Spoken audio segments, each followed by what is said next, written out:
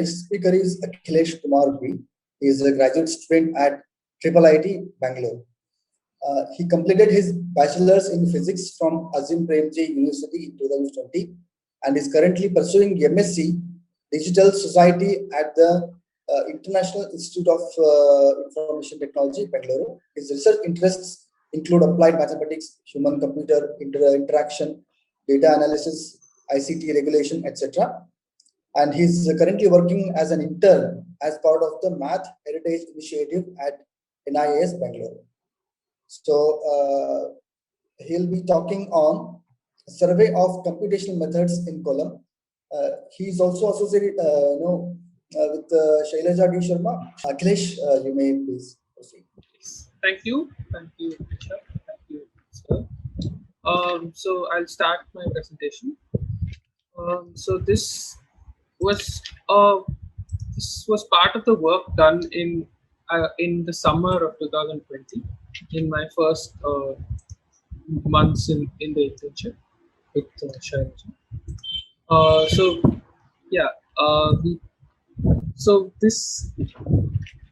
So basically, let's start with looking at what columns generally are.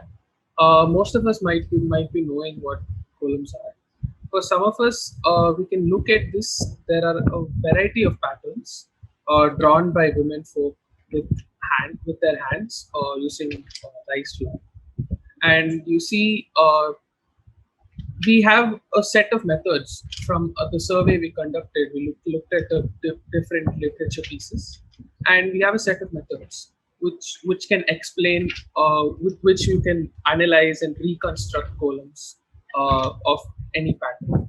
So most of these column patterns shown on the screen can be explained by at least one method of these. But we will be focusing particularly on these type of columns, the one which my mouse points, the third one in the first one, which are dots laid out, and then around the dots you have lines, loops being drawn. Whereas some of the other columns, we see that there are this, for example, this column, there are dots laid out, and then there are lines being drawn on the dots rather than around the dots. And then extra decoration has been made, and it looks sort of a complex one, but it still can be explained by one of the methods. I will come back to that. And again, this is another type. This, you see that it's around the dots, but you see there's some sort of overlapping of the lines. So that's another reason why each method we discuss now will not be able to explain this. So yeah, I'll carry over to my explanation of these. So these are the different methods we saw. One is using turtle graphics. So turtle graphics is the one where the entire column can be constructed imagining by a turtle's tail along a unicursal way. And array grammars are a set of arrays which can generate the entire column. You have rules for that. I'll come to that. And there are different types of ways of producing the column using this array grammars. Then we have some number theoretic methods which I will be discussing, which is basically converting the column into a number, into an appropriate number system, and using that as a unique code to maybe reconstruct the column. There are something called tile codes and chain codes, which I will come up to, and conversion into navigation line, which is basically converting the column into one line and looking at the shape of the. So yeah, I'll carry on. So these are some basic technical definitions, which I think are little important.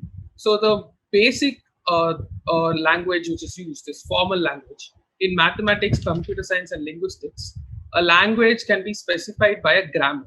Even in English, we have a grammar as a set of symbols, which is alphabets in English. And then there are rules which produce words and sentences. And these rules are called rewriting rules. And these are which replace a given string with another string. So for example, we have some language over here, V is a set having S, which is the starting string, and 0 and 1, which are the constituents of the language. So, for example, you can take them as the alphabets. T is a set which only has the alphabets without the starting string. And P is our rewriting, a set of rewriting rules which are given. So our S is our starting string, which is given as 0. And then our rewriting rule is that S will become 1 So you have L of G, which is our grammar, which has all these constituents. So first, the starting string of 0. And then 1 which is 110, because S is 0 at that point, and 110. And then S becomes 110. So you add 110 to this, it will be 11110, and so on to the power 2. Similarly, you have array grammars, picture languages, which are basically the same, basically come from the same idea of a formal language. But you have in array grammars, for example, you have array rewriting rules. So here we look at something called the context-free array grammars. I won't go deeply into explaining that. I will just simply say that it's an array grammar with a certain set of terminals and non-terminals and intermediates, which are the constituent of an array. And yeah, I'll just go ahead with it. If any, we can come back to this later. So so the first method we have is turtle graphics. This already at the start, this becomes an exception to what we normally have to discuss. Because here we do not look at dots. We just look at simple symbols, simple picture symbols, which can be reconstructed into a bigger outcome, and much bigger. It can go on to n number of times. So yeah, so picture language is a formal language where the starting string is a symbol string, like you see over here, and the rewriting the rewriting rules are pictures, which is a collection of a symbol string. So for example, turtle graphics are commands, which are basically these rewriting rules, which are used to create a picture from a symbol string. So you have this column, which is called a snake column, and you have certain commands. So if you see F, you move forward by a step while drawing a line. So imagine this along with the turtles. You have a turtle, you give the turtle instructions saying that if I say F, you move forward by a step while drawing. If I say small f, you move forward by a step without drawing a line. If I say plus, you turn counterclockwise by an angle of d degrees. And if I say minus, you turn clockwise by an angle of d degrees. And in this particular column, you have B, which is our which is given as a symbol over here, and F is moving forward by a step, and plus is turning 45 degrees and minus is turning 45 degrees left, 45 degrees right, sorry, and plus is turning 45 degrees left. So yeah, this is the starting string is this, and then you see that the rewriting rule is where B becomes so and so, B plus F plus B minus minus F. Minus F is basically turning by 90 degrees to the right. Plus F is by 45 degrees to the left. And you note it down, you write it, you carry out this for each of these each of these B, and you get this. This is our first out. And further, if you have another reconstruction using the same rewriting rule, you will get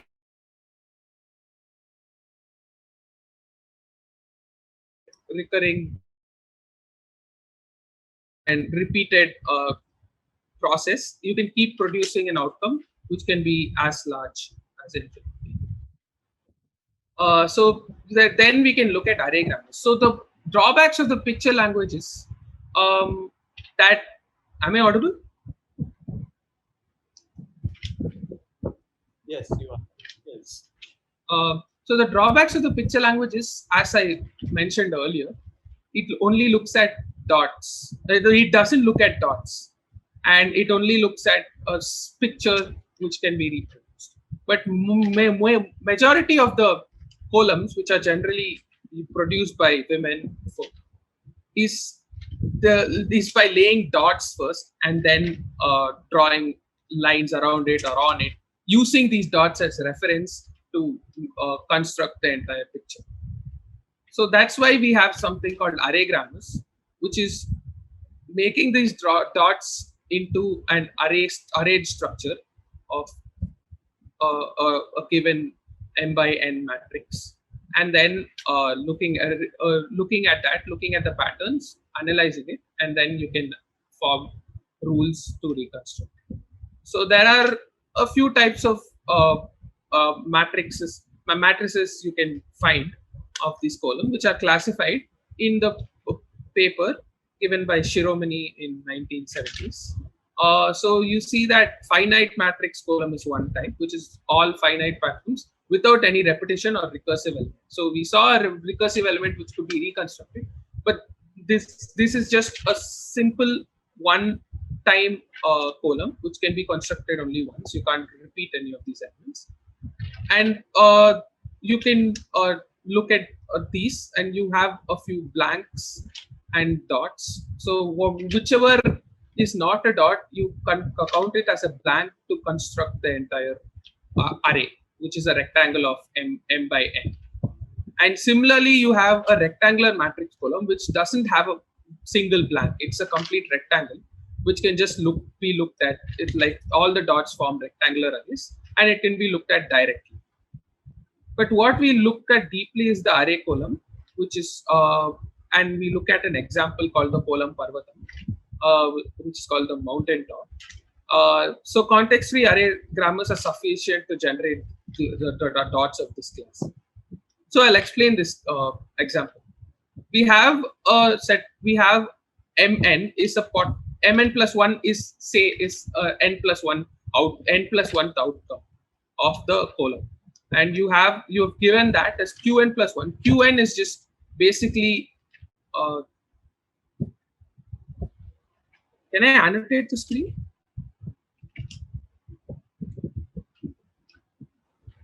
Your cursor is visible. Yeah.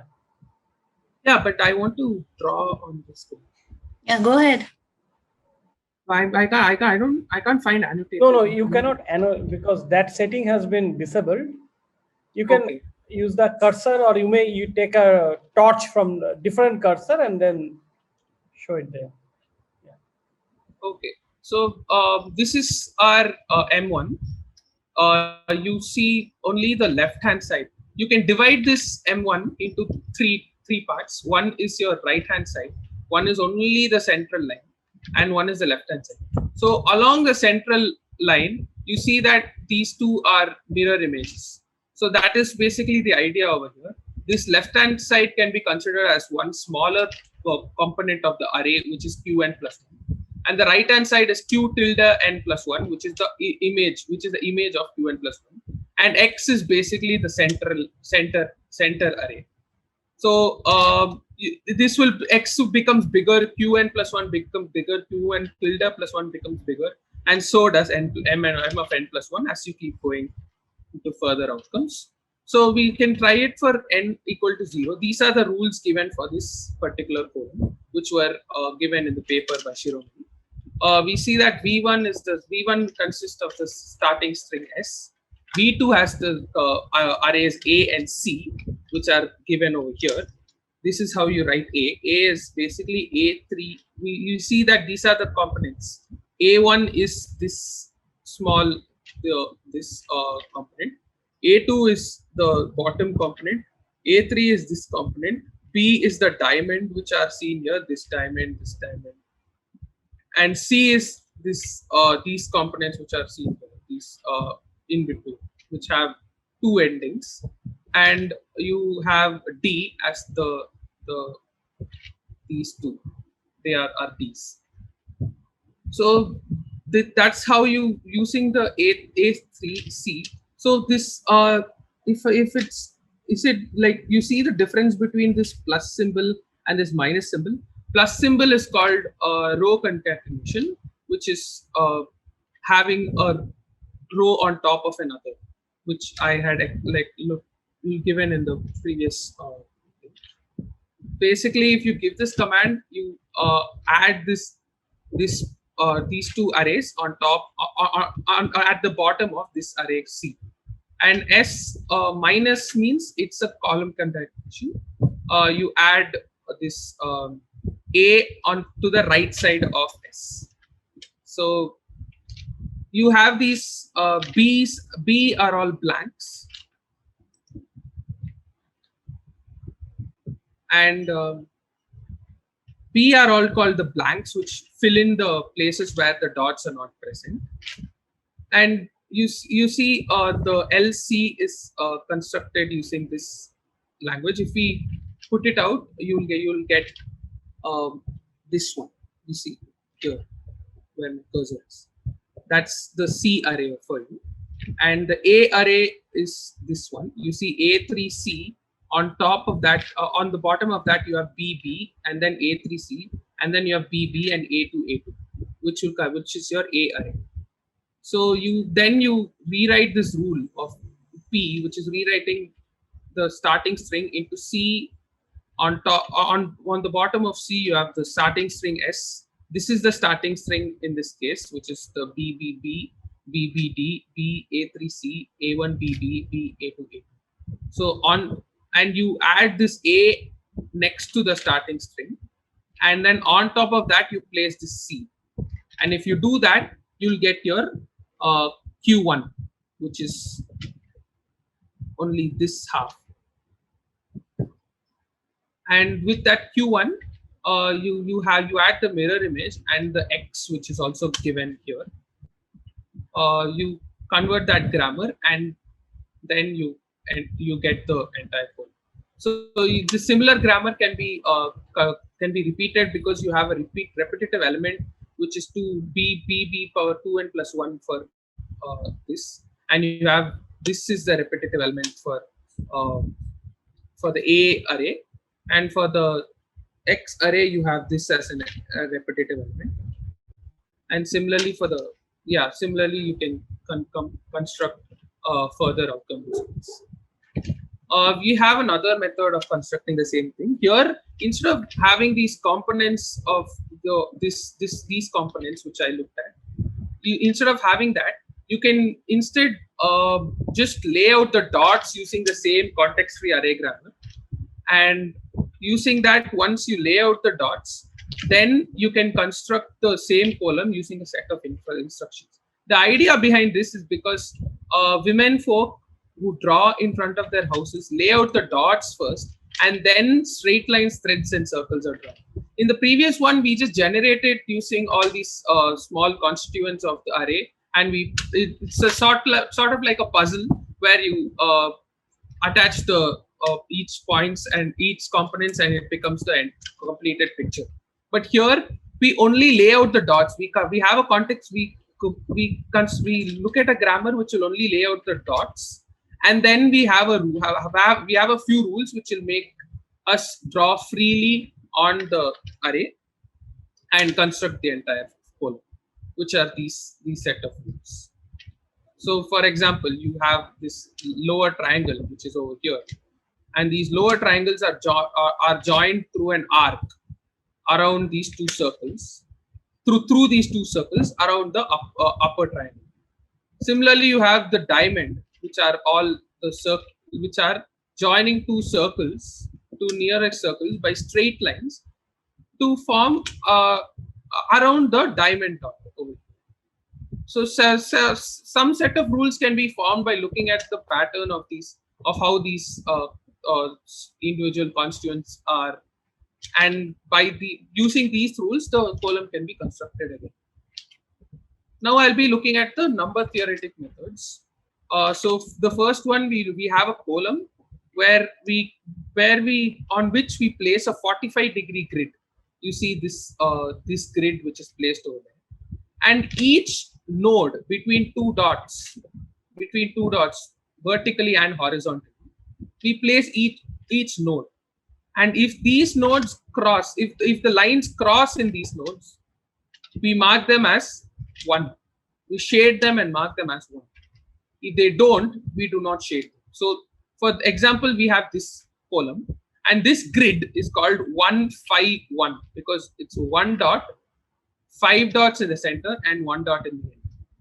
So this is in this 151 grid, we have an example which is this column, and we can look at how if we place a 45-degree grid and shade all the nodes, we have these black dots and these unshaded dots, and we can write these into the binary numbers 0 and 1.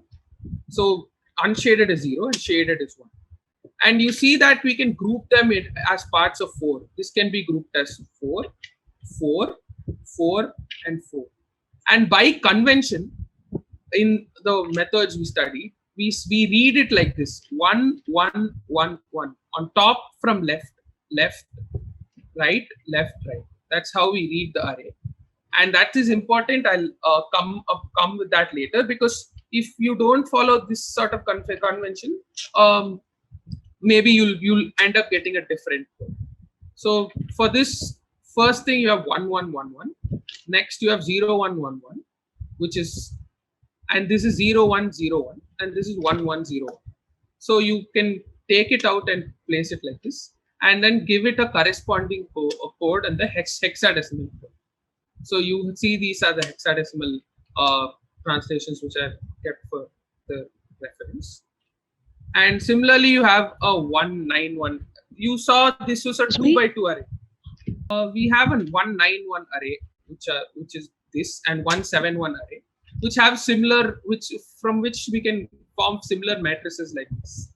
And then we have these are direct matrices which can be constructed into the hexadecimal codes. But we have a limitation in this, because we can only group things by the nodes by 4, and that can only give us these arrays. When we have a different grid, or say we have a 1551 grid, you can't easily form groups of 4 over here.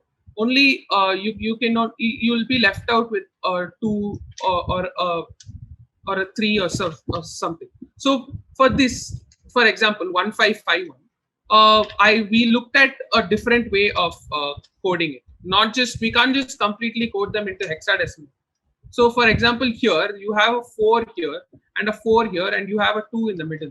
So these two can be grouped, and they can be converted into number with the base of 4. Similarly, these two can be grouped and converted into number base of the base 4. And there remains a central point which can be converted into a number base of base 2. And similarly, these are 3 by 3 columns, and we constructed a different method to look at these columns, which have we can group the central 4 things, and we can have all the corner 4 things as a 2 by 2 matrix, and this 2 by 2 matrix is converted into a quadral number, and this central thing is converted into a hexadecimal. Similarly here. So next we have a method called the chain codes and tile codes and chain codes method. In this method we have a tile, an entire dot can be considered as a tile, and in this we have another convention which has E0, E1, E2, E3. That's the way you read it. So if these tiles cross like this, for example, take only the left hand side tile, forget the right hand side. If it crosses here, this node will be named as 1, and if it doesn't cross, it will be named as 0. So here none of these cross, it's just a circle, simple circle. So it's called 0, 0, 0, 0. And here it crosses. So this entire one tile will be 1, 0, 0, 0, because the convention is to read from the right.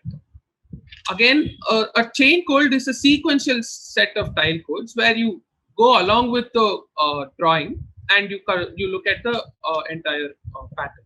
So here again, you start from the right. You start from the right over here. You have 1, 0, 0, 0, 1, 0, 0, 0, which is our chain code. And you have an example for that.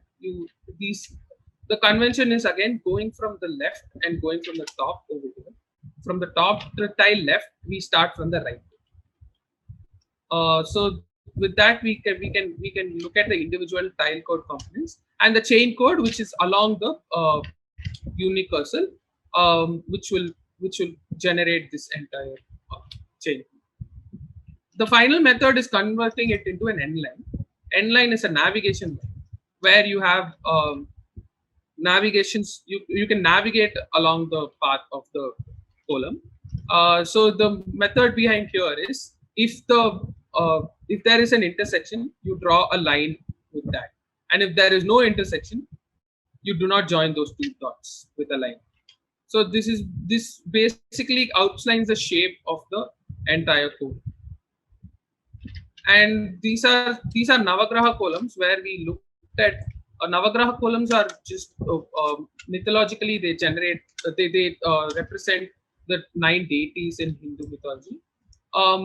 But they are also special because they are the 9 columns which are unicursal. That means you only draw them with you can draw them with your free hand, and you can draw the entire column without like ending at when you start at any point, you draw it along the entire column, you'll end at the same point. You won't end anywhere. These are the only 9 patterns for the 3x3 grid in which you can do this. The others are you have 2 cursors. You will have one ending elsewhere and the other ending elsewhere. So in these columns we saw the array grammars for what we can convert it into an array grammar, or look at the Narasimhan'S method, or an intersection code, or the tile code, or the chain code, and the linear diagram. We had compared this. Yeah, so the directions of further work are using of a context-free grammar programming language to generate these columns digitally. Column designs based on versatiles, and there is a paper on Fibonacci numbers.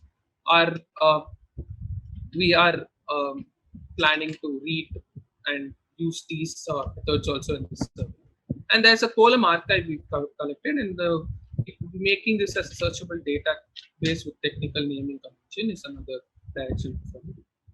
These are the Shailaja, can you address any other things you want to? Thank you very much. So we can have question and answers. I would just like to add just one remark, particularly because this is a conference on the history of mathematics. And so a question which begs itself is, what has this got to do with the history of mathematics? It's a very valid question, I think. Of course, we are looking at this more from a mathematical and computational heritage standpoint. I might just say that this is a very important and long-standing tradition. In 2014, a small copper plate was found and has been attributed to the Indus Valley region, where there is a design which is engraved on the copper plate, which is very much like the loop columns that were discussed here today. So, one does not immediately make a connection between these things. We don't know whether, clearly these columns are not coming from the same, let's say, classical tradition that we are talking about, the astronomy and the other Indian mathematical history. It's apparently a different strand, and particularly linked with the Tamil culture rather than, any other. So that is really, so I agree that this may not be a perfectly, it's not perhaps, it's a different strand perhaps, and it's also not a written tradition. There are no books which describe these. In fact, these are mostly in what we have seen, women generate these, they draw these columns. In fact, they innovate and develop further. So it is it's a practiced art, which is developed by the practitioners, which are mostly and almost 100% women from certain parts of the country. So, well, these are just some, I thought perhaps I should just mention. Thank you. Professor Shailaja, if I may add, revisiting old traditions with new methods is a perfectly valid approach, and it's very rich often. There are people doing studies of fractals in Indian architecture, for example. Doesn't mean that the ancient architects knew fractal theory, of course not, but still it's a very valid method of investigation. So it's this contribution is welcome. Keshav, please, Karina, I think there is I have a please, Ram. So I want to know from the speaker what exactly the contribution that he has made in this study. So you were starting with the description of the work done by Shiromani, and then you moved on to describe Narasimhan's method and so on. I wanted to know what has been done by you, whether the chain code was developed. What is it that this is one aspect of the question. The other thing that I wanted to ask you was, this kind of mathematical study, does it actually contribute to generating a new kind of creative column, or is it purely out of the interest in trying to understand the mathematical complexity which is involved in this? So thank you, sir. So for the first one, the originality of my work is that nobody has looked at these different methods and tried to compare them and analyze them together. And as I also showed you in the number theoretic methods, there were some limitations for the initial conversion only into hexadecimal. So what we looked was trying to find a different coding system for converting these into a suitable coding system. And there are different. So we looked at for example, in that method we looked only at the 151, 171, 191, which could be completely converted into a hexadecimal array of codes. But there are so many patterns which are generally possible, and for each pattern there needs to be some adaptation of converting it into some form of system or some pattern which can be looked at, which can be easily recoded into constructing the column. And yeah,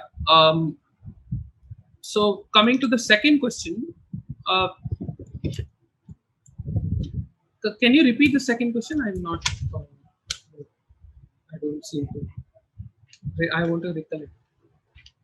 Second question was, is it purely a study made to find the mathematical intricacies involved in the column, or does it contribute to the artistic value of the column tradition itself?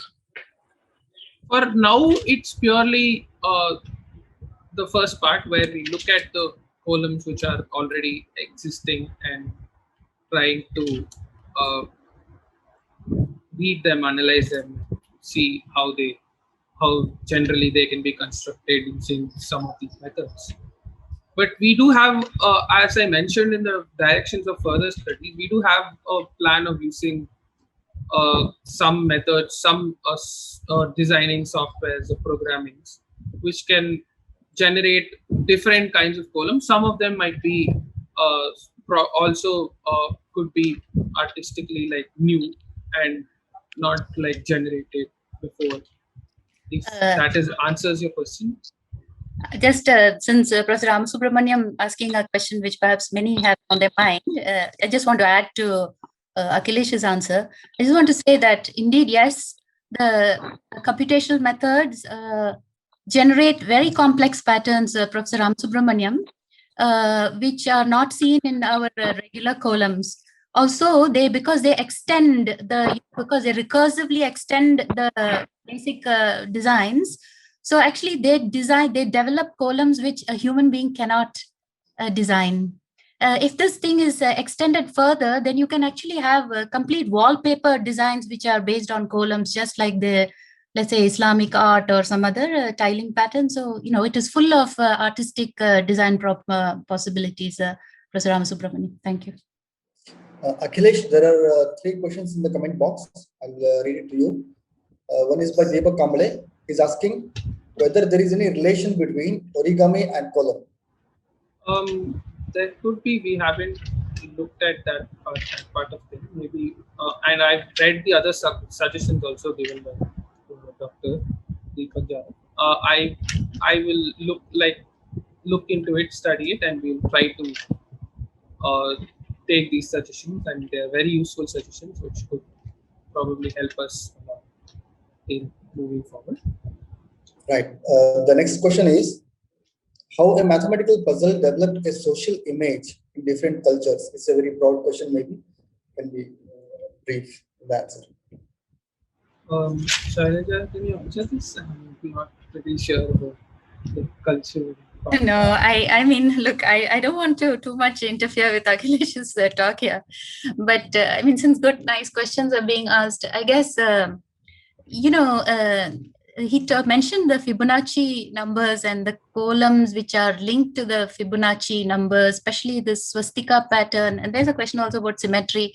So these four, you know, four-fold rotational symmetries. Clemency, your question, I think there. Symmetry is a very important aspect of these columns, and therefore, you know, indeed, you can see that there should be connections with other planar symmetric objects. Each column pattern, you can distinguish them with some sort of symmetry. And yeah. So there can be, like, you can group them as, like, you can also group them easily, and we have plans on looking at that as well. Any other questions on symmetry? If we have time, I just have a quick one. You've answered it to a certain extent, but of course, as much as, thank you for the wonderful talk, the mathematical abstraction that you're looking at when you study these things can tell us about practice. And as you've noted, of course, you know, you can run the thing and get many more patterns than we ever, you know, that then might ever instantiate in real life. But of course, these are ephemeral things. So what can our mathematical abstractions actually tell us about the ones in which we don't have any record of the practice, like starting in the middle, or, you know, is there a can these abstractions tell us something about, is there a preference for rotational symmetries or mirror symmetries or reflectional symmetries? What can this abstraction tell us about the preferences of and the practices of those who are actually working on these?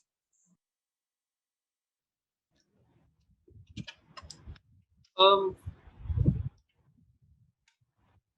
don't understand your question completely, but as we explained that there are each of these column patterns have, so you can find some rotational symmetry or reflection symmetry. If I may just interrupt, actually, probably in mathematical terms, what Clemency is asking amounts to, so from column patterns, you have given rise to a representation, a matrix representation, right? Yes. And using certain operations. Now, the question is, so this is one direction. Now you need to find, in order to answer Clemency's question, that to understand the kind of symmetries, you need to go back the other way. Okay, so so otherwise, probably that question cannot be answered, if I have understood correctly, Clemency. So because from the patterns, you have come to the matrix representation, but then you know, you don't know what kind of representation it is yet, right? So how faithful it is and things like that. So probably you need a mechanism to go back. And from then, the matrix representation to the pattern. Yes. Yeah. So starting with a representation, usually, you know, this is what mathematicians do. So if you have a way to go back, and then probably one can answer. I may be wrong, but this is what it sounds like. I think it's a really good suggestion. Just let me jump in very quickly, because right in the beginning, Professor Ramasubramaniam asked, what did you do which was original? And Akhilesh could have simply said that those non-hexadecimal representations, the the more complex ones, you know, in which he used quadral and binary and so on to code, those are entirely developed by him. And in those number theoretic representations, you can go back. There is an invertibility property provided only under certain conditions.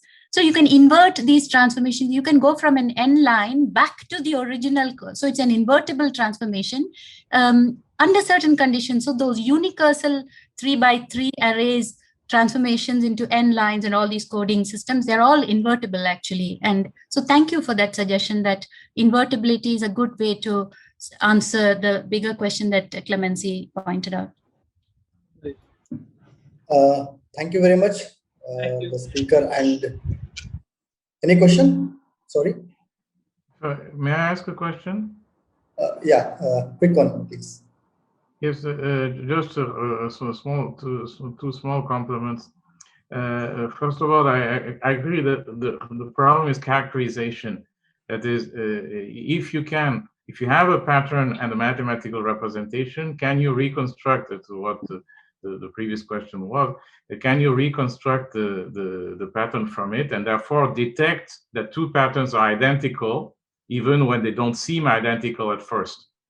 And one application from a historical, of course, it is legitimate to try to have a continuity that goes all the way to modern mathematics. That's fine. But from a historical point of view, maybe that could be useful, if it hasn't been tried, to understand patterns that look like that in Africa. There's something called the Sona in Africa, and that are very similar to the Kolam.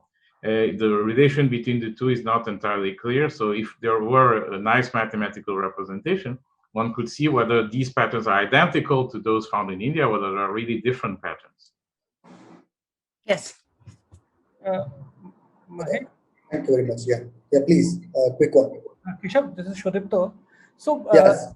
there are two distinct cultures which has similar kind of patterns. So first of all, the Islamic calligraphy, I think you have mentioned. And there is also this African symbol of adding colors. I know adding colors because they have been, there is one good friend, physicist who was actually from Adinkara and you African origin, and tried to use Adinkaras to understand the mathematical, symbology of the African people. Right. It may be interesting to also look at such symbolic arts and compare with the Kolam arts, and whether the underlying mathematical or symmetry structure, there is some uniformity in thinking of distinct cultures. That could be interesting.